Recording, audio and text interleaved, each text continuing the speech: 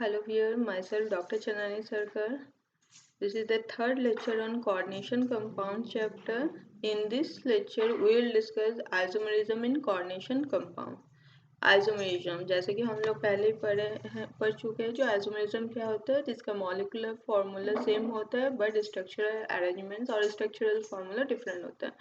Same चीज इसमें भी आइसोमेरिज्म है। जो कोऑर्डिनेशन कंपाउंड्स में, उसमें भी सेम मॉलिक्यूलर फॉर्मूला होता है बट स्ट्रक्चरल अरेंजमेंट डिफरेंट होता है। तो इस कारण से क्या जनरली देखा जाता है, जो आइसोमर्स जो भी होते हैं उसमें different physical and chemical properties है। तो कोऑर्डिनेशन कॉम्प्लेक्स में किस तरीके का आइसोमेरिज्म देखा जाता है? दो तरीके का। फर्स्ट है स्ट्रक्चरल आइसोमेरिज्म और एक है स्टीरियो आइसोमेरिज्म। ठीक है, सबको हम लोग इन डिटेल्स पढ़ेंगे। जैसे स्ट्रक्चरल आइसोमेरिज्म में क्या क्या आता है? Ionization isomerism, hydrated isomerism, linkage isomerism, coordination isomerism and coordination position isomerism. मतलब ये स्ट्रक्चरल फॉर्मूला में जो भी डिफरेंस होता है, molecular formula same, structural formula different. Stereoisomerism क्या होता है? इसमें स्पेशल थ्री डायमेंशनल जो स्पेशल अरेंजमेंट डिफरेंस होता है। ठीक है, तो इसमें क्या है, इसमें दो तरीके का है, geometrical isomerism and optical isomerism. जैसे स्ट्रक्चरल आइसोमेरिज्म में क्या है, फर्स्ट है आयनाइजेशन आइसोमेरिज्म। इसमें क्या है, this type of isomer arises due to the exchange of anion within and outside the coordination sphere. ये जनरली क्या होता है कि इस तरीके का आइसोमर होता है। इसमें डिफरेंट आयन, जब हम लोग जैसे पढ़े थे कोऑर्डिनेशन कॉम्प्लेक्स, जब सोल्यूशन बनाया जाता है वो डिफरेंट कॉन्स्टिट्यूएंट आयंस में डिसोसिएट हो जाता है। सिर्फ कम्प्लेक्स आयन जो भी रहता है, या तो कम्प्लेक्स कैटायन रहेगा या कम्प्लेक्स एनायन, और बाकी जो आउटर कोऑर्डिनेशन स्फीयर के आउटर पार्ट में जो आयन रहता है वो आयन में डिसोसिएट हो जाता है। तो आयनाइजेशन आइसोमेरिज्म में भी यही है, जो इसके जो आउटर पार्ट का जो आयन है, ये और इनर पार्ट में जो आयन है इसमें इंटरचेंज होता है, एक्सचेंज हो जाता है। जैसे यहाँ पर हम लोग देख सकते हैं कोबाल्ट का एक कम्प्लेक्स है। ठीक है, कोबाल्ट एमीन, यहाँ पर क्या है, ब्रोमीन है, यहाँ पर सल्फेट है। लेकिन सल्फेट आयन क्या है, कोऑर्डिनेशन स्फीयर के बाहर है। तो जब इसको हम लोग सोल्यूशन बनाएंगे तो यहाँ पर क्या, ये एक कैटायनिक कम्प्लेक्स बन जाएगा, cationic coordination complex and sulphate ion release होगा। बट यहाँ पर भी सेम है, यहाँ पर भी हम लोग देख रहे हैं कोबाल्ट है, अमीन है, सल्फेट एंड ब्रोमीन है। बट कोऑर्डिनेशन स्फीयर के बाहर क्या है, ब्रोमीन आयन है। तो जब इसका कंस्टिट्यूएंट आयन मतलब डिसोसिएट होगा तो क्या होगा, ये इसका कम्प्लेक्स जो कैटायन बनेगा और एक ब्रोमीन आयन बनेगा। तो दोनों में जो आयन रिलीज हो रहा है दो अलग है। यहाँ पर सल्फेट आयन है रिलीज हो रहा है, यहाँ पर ब्रोमीन। बट जो भी यहाँ पर जितना आयन है, बाकी number of ions and name of ion सबका सेम है। बट कोऑर्डिनेशन स्फीयर के बाहर और अंदर में आयन का जो एक्सचेंज हुआ है, इस कारण से इसका डिफरेंट आइसोमर बन गया। तो इस तरीके का आइसोमर को कहा जाता है आयनाइजेशन आइसोमरिज्म।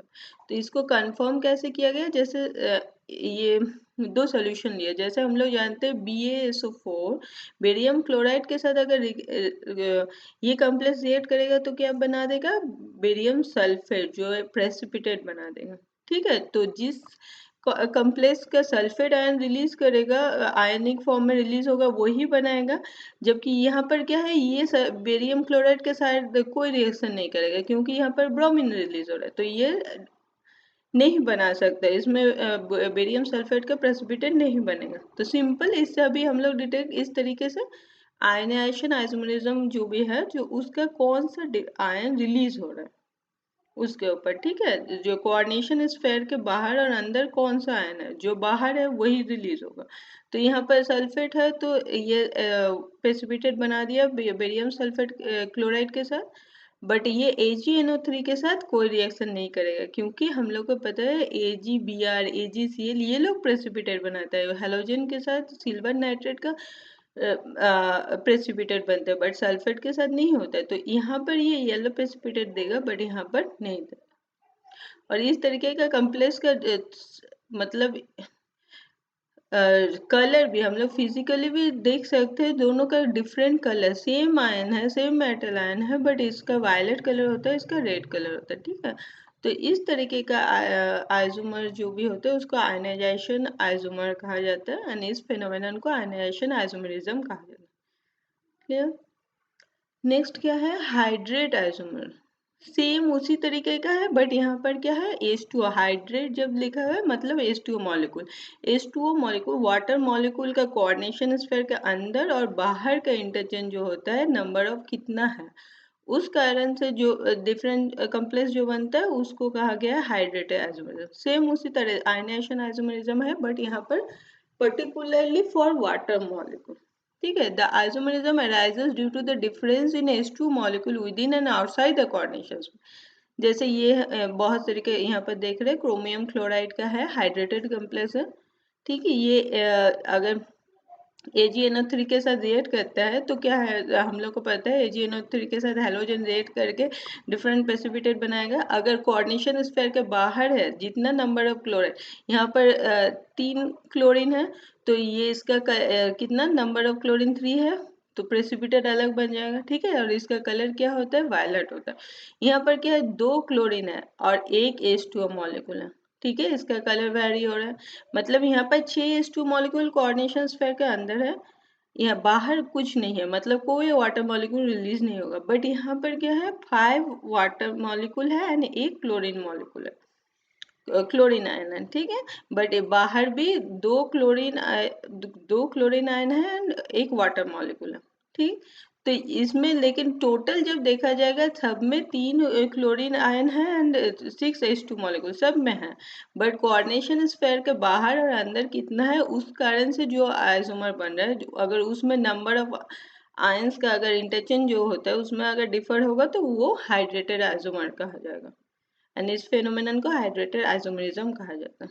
ठीक है, the linkage isomer. Linkage isomer क्या होता है, हमने बहुत तरीके के लिगेंड्स पढ़े हैं, लिगेंड का डेंटिसिटी पढ़े हैं, देन फ्लेक्सीडेंटेड भी पढ़े हैं। लिगेंड होता है जिसमें उसका डेंटिसिटी वेरी करता है, बट एक तरीके का और एक लिगेंड होता है एम्बीडेंटेड लिगेंड। एम्बीडेंटेड लिगेंड होता है कि कोई भी, जैसे हम लोग देख रहे हैं H2O है, CO है, तो उसमें क्या 2 एटम्स होते हैं। तो एम्बीडेंटेड लिगेंड में क्या होता है, अगर दोनों एटम का टेंडेंसी होता है डायरेक्टली मेटल के साथ बॉन्डिंग करने का, तो वो कभी, जैसे यहाँ पर साइनो ग्रुप है, साइनेट है, तो कभी कार्बन डायरेक्टली बॉन्ड बनाएगा मेटल आयन के साथ, तो कभी हो सकता है नाइट्रोजन बनाएगा। तो अगर इस तरीके का लिगेंड हो जिसमें दोनों एटम का टेंडेंसी हो डायरेक्ट मेटल के साथ बॉन्ड बनाने के लिए, उस तरीके के लिगेंड को एम्बीडेंटल लिगेंड कहता है।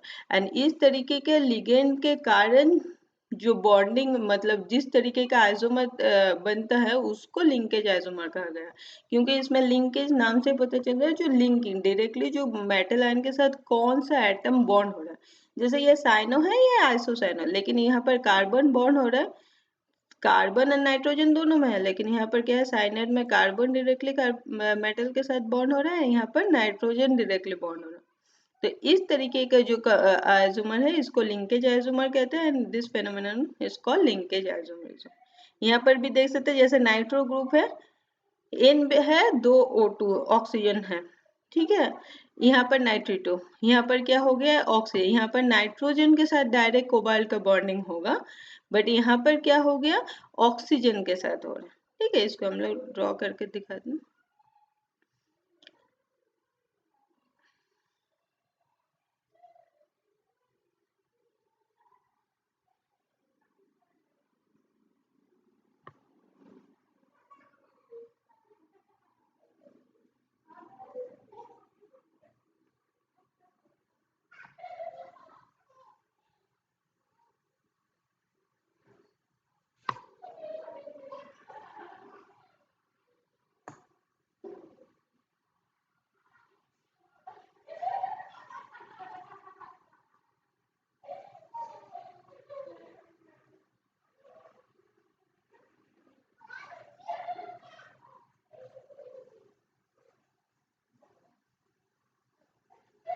स्ट्रक्चर क्या है, कोबाल्ट सेंट्रल मेटल है,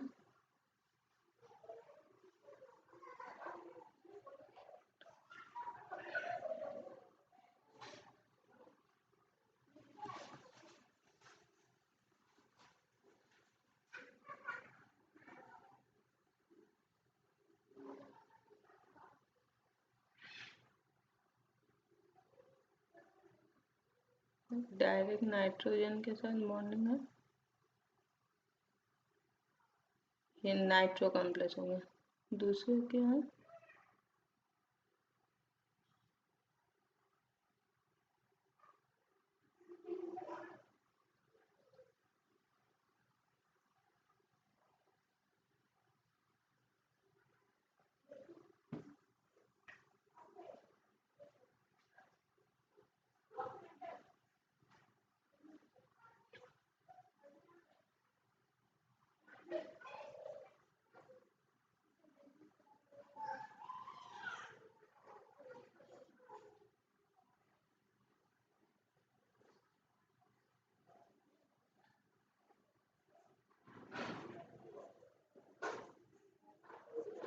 ठीक है। तो यहाँ पर क्या हो गया, डायरेक्ट नाइट्रोजन के साथ बॉन्डिंग हो रहा है और यहाँ पर डायरेक्ट मेटल आयन ऑक्सीजन के साथ। तो इस तरीके के आइसोमर को कहा गया है लिंकेज आइसोमर। ठीक है।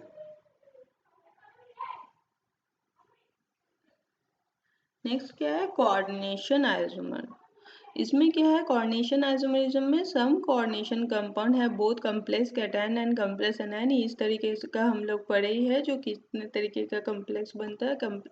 एक ही है कॉम्प्लेक्स, इसमें दोनों है, कैटायनिक पार्ट भी एक कोऑर्डिनेशन कॉम्प्लेक्स है एंड एनायनिक पार्ट भी।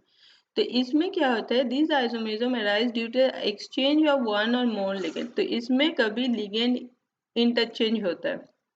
इस तरीके के कॉम्प्लेक्स को कोऑर्डिनेशन आइसोमरिज्म कहा जाता है। जैसे यहाँ पर कोबाल्ट अमीन है cationic complex and chromium cyano, जो साइनो क्रोमियम है जो साइनाइड वाला है, ये हो गया एनायनिक कॉम्प्लेक्स। तो इसमें देख रहे क्या, इंटरचेंज हो गया, क्रोमियम के साथ अमीन आ गया एंड कोबाल्ट के साथ चाइना हो गया।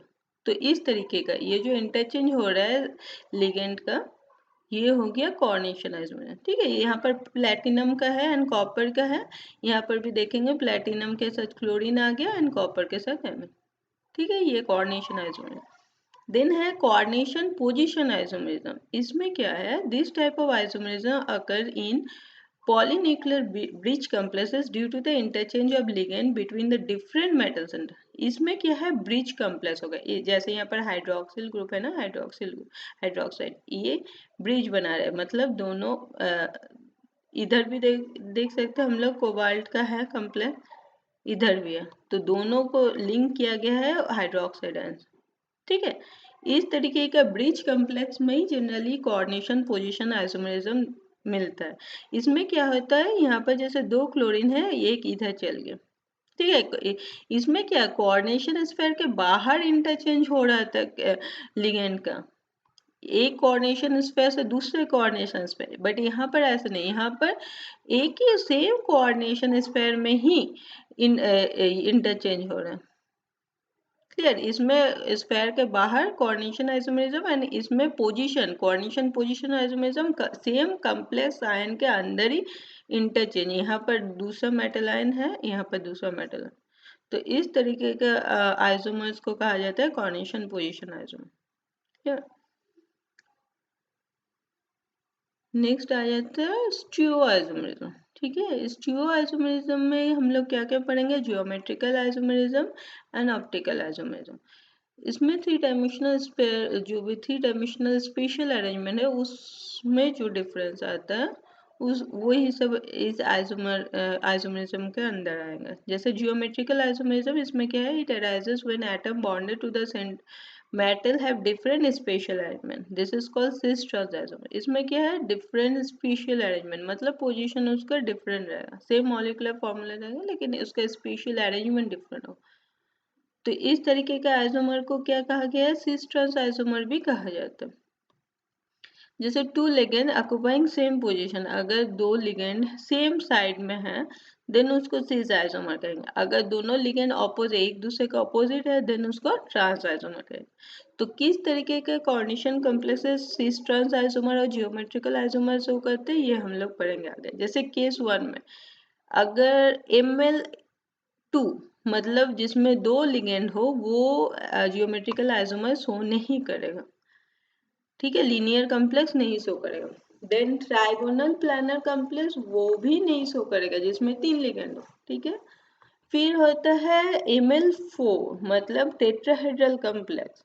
कोऑर्डिनेशन नंबर 4 मतलब दो, कोऑर्डिनेशन नंबर 4 में दो हो सकते हैं, एक स्क्वायर प्लानर कॉम्प्लेक्स और टेट्राहेड्रल कॉम्प्लेक्स।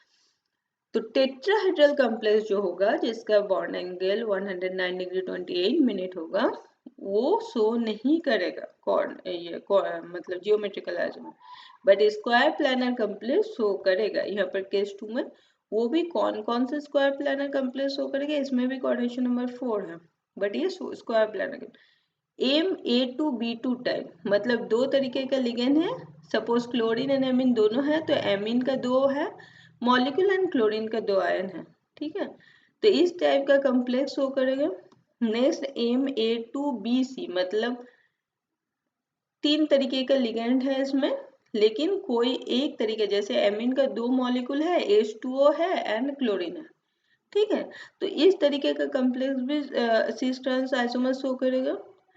एंड MABCD चारों अलग अलग है, तो भी इसको प्रायोरिटी वाइज इसको अरेंज करने पे जिसका प्रायोरिटी मैच होगा दोनों साइड में, अगर सेम होगा तो वो सिस ट्रांस शो करेगा, ठीक है।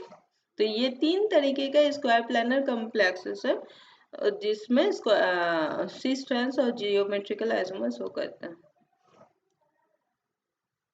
जैसे यहाँ पर एग्जांपल दिया है प्लैटिनम कॉम्प्लेक्स, प्लैटिनम के साथ एमीन है क्लोरीन है, डायमीन डाइक्लोरो प्लैटिनम 2, ठीक है। ये it is a square planar complex exhibit geometrical isomer, ठीक है। देखिए क्लोरीन सेम साइड में है, सिस आइसोमर ये हो जाएगा सिस आइसोमर और ये हो जाएगा, और दो क्लोरीन अलग ऑपोजिट साइड में है तो ट्रांस आइसोमर, ठीक है। ये सिस और ये ट्रांस, एमीन के रेस्पेक्ट में भी दे सकते हैं, दोनों सेम साइड सिस ट्रांस, ठीक। नेक्स्ट है ऑक्टाहेड्रल कॉम्प्लेक्सेस, इसमें भी ऑक्टाहेड्रल जिसमें 6 कोऑर्डिनेशन नंबर है, उसमें कौन कौन सा टाइप ऑक्टाहेड्रल कॉम्प्लेक्स शो करेगा, MA4B2 टाइप, ठीक है। दो तरीके का लिगेंड है, एक का 4 मॉलिक्यूल है, एक का 2, और MA3B3 टाइप, और MAA ब्रैकेट दिया है मतलब ये बाइडेंटेड लिगेंड, अगर सेम बाइडेंटेड लिगेंड हो, ठीक है, दो मॉलिक्यूल हो और ये तो शो करेगा। यहाँ पर भी MAA ब्रैकेट में लिखा है मतलब ये हो गया बाइडेंटेड लिगेंड, और BAC, ठीक है। ये चार तरीके का अगर कॉम्प्लेक्स हो तो वो सिस ट्रांस आइसोमर और जियोमेट्रिकल आइसोमर शो करें, क्लियर। यहाँ पर एक एग्जांपल दिया है, जैसे यहाँ पर कौन सा टाइप हो गया, ये वाला टाइप MA4B2 टाइप, ठीक है। चार मॉलिक्यूल है एमीन का क्लोरीन का दो, तो ये geometrical cis trans isomer show करेगा, सेम साइड होगा तो सिस, ऑपोजिट साइड होगा तो ट्रांस, क्लियर। ये हो गया कौन सा टाइप, ये वाला MAA2B2, ठीक है। इथिलीन डायमीन बाइडेंटेड लिगेंड हो गया, ठीक है। तो इस तरीके के दोनों बाइडेंटेड दोनों साइड से बॉन्ड बनाया है इधर इधर, ठीक। तो ऑपोजिट साइड में है क्लोरीन क्लोरीन और ये इथिलीन डायमीन दोनों ऑपोजिट साइड में है तो ट्रांस, यहाँ दोनों सेम साइड में है तो सिस्मोल, क्लियर। उसी तरह ये केस फोन नहीं होगा,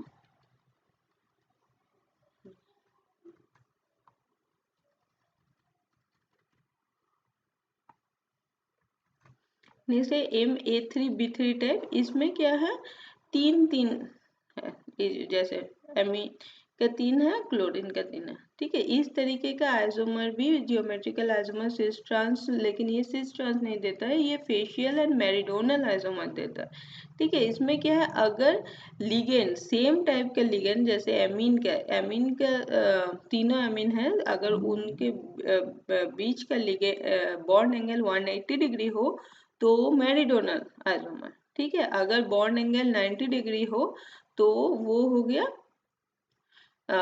फेशियल आइसोमर, ठीक है। इसको फैक आइसोमर भी कहा जाता है, ठीक। When the three ligands are on the same equatorial plane of octahedron, the isomer is called meridional. जब सेम इक्वेटोरियल प्लेन होगा तभी तो 180 डिग्री बॉन्ड एंगल होगा ना, तो इस कंडीशन में वो मेरिडोनल। और अगर फेस, जैसे ऑक्टाहेड्रन का फेस होता है ना, जैसे ये तो 2 डायमेंशनल पिक्चर है, जब ऑक्टाहेड्रन का शेप देखेंगे उसका ट्रायंगुलर एक फेस होता है। अगर एक फेस बना रहा है, एक साइड का फेस लिगेंड का अरेंजमेंट ऐसा है जो एक साइड का फेस बना दे रहा है ऑक्टाहेड्रॉन का, तो वो फेसियल आइसोमर। ठीक है,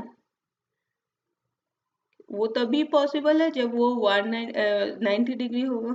ठीक है, बॉन्ड एंगल दोनों का भी।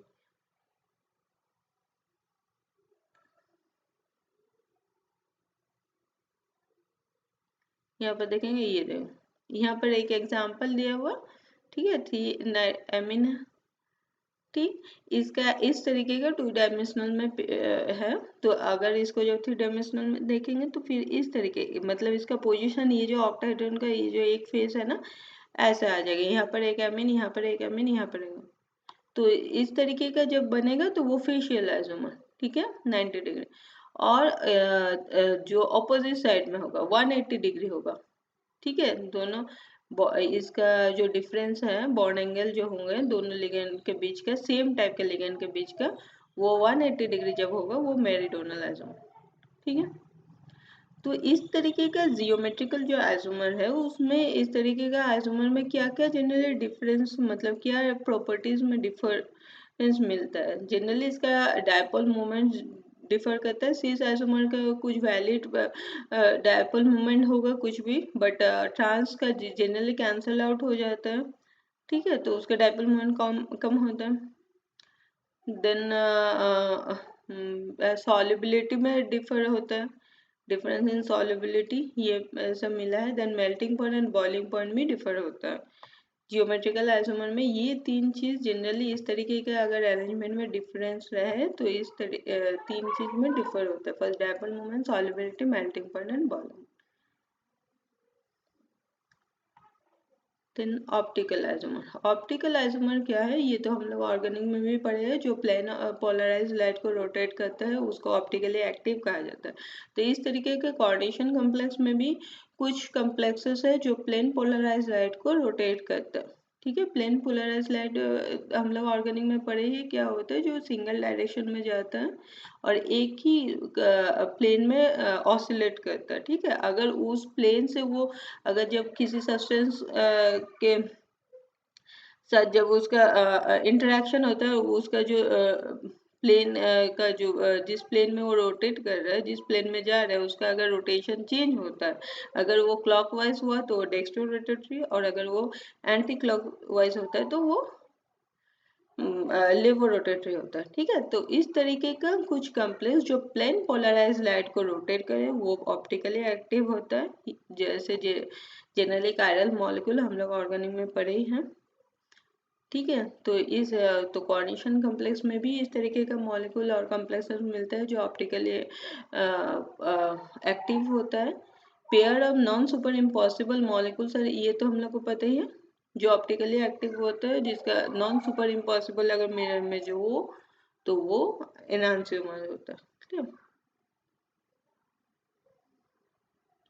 तो कौन कौन सा कॉम्प्लेक्सेस ऑप्टिकल आइसोमर शो करता है। केस 1, जैसे स्क्वायर प्लानर कॉम्प्लेक्स नहीं शो करते क्योंकि उसमें प्लेन ऑफ सिमेट्री होता है। ठीक है, सीस और ट्रांस को किसी भी एक डायरेक्शन से डिवाइड करेंगे, यहाँ पर देख सकते हैं। अगर यहाँ से प्लेन को रोटेट करते हैं तो दोनों सेम लगेगा।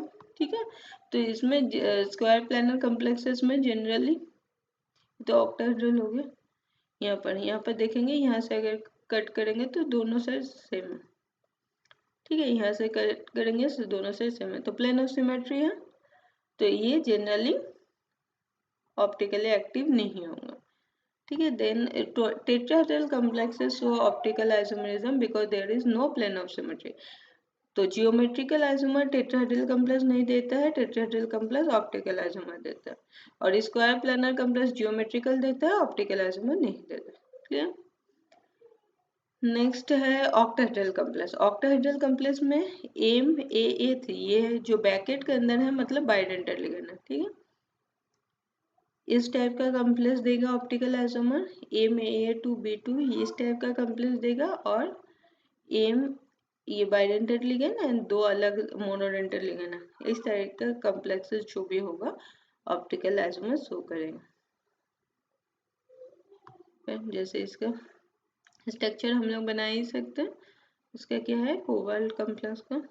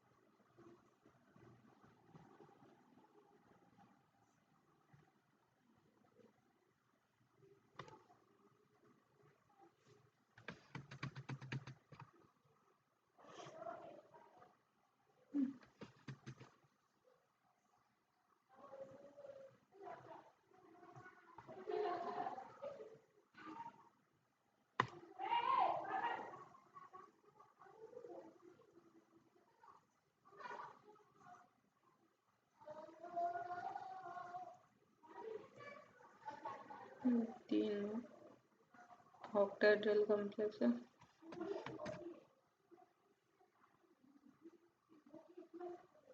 ऑक्टाहेड्रल पहले माना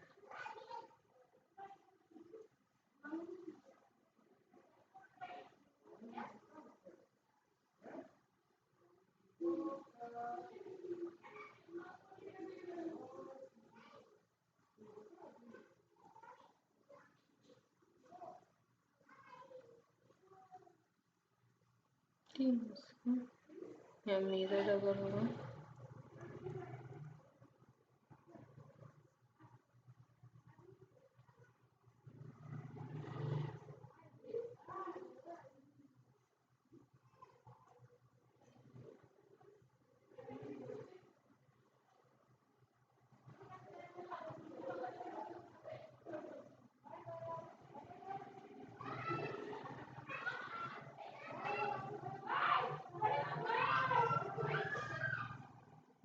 ठीक, इस तरीके का एनांसियोमर बनाएगा ऑप्टिकली एक्टिव कॉम्प्लेक्स। ठीक है, non super impossible mirror image. Next इस तरीके का ये जो कॉम्प्लेक्स है हम इसमें देख रहे हैं, ये फॉर्मूला है A2B2। ये जियोमेट्रिकल आइसोमर में भी हम लोग देखे थे बन रहा है एंड ऑप्टिकल आइसोमर भी है।